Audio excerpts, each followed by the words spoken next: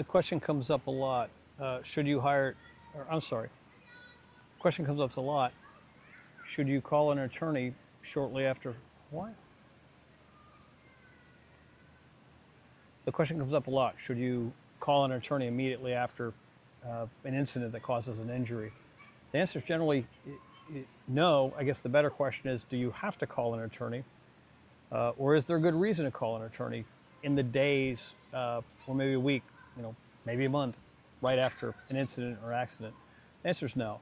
You should focus on your health. You should focus on getting to the providers that will enable your recovery, and understand that the law doesn't require you to hurry to preserve your rights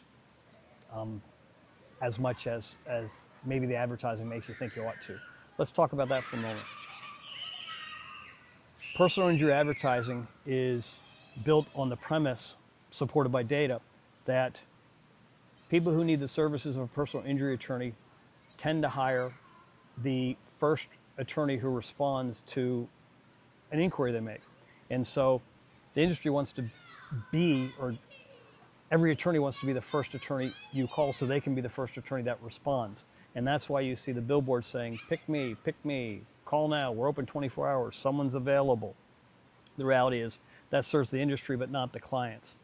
The thing that injured people have to be aware of is there's a rule out there, I guess a limitation called the statute of limitations, which is based in fairness. Bottom line is it speaks to the tension between a person's right to recover and someone's right to be notified of a claim against them and prepare for it with sufficient time.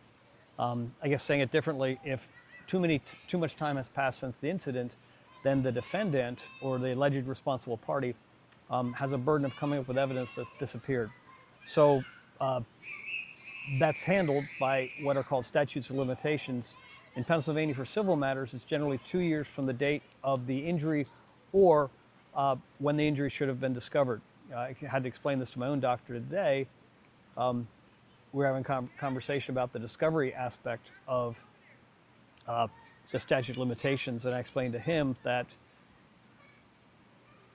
it may be the case that a surgeon leaves a ping pong ball inside somebody, but that person, the patient, doesn't discover it until 5 years later when symptoms arise and a different doctor determines there's a ping pong ball in there. There's no way the patient could have known that the surgeon dropped a ping pong ball in him way back when. And so that discovery, or the statute of limitations, does not start to run until the ping pong ball is discovered. It's a simplification, but it works.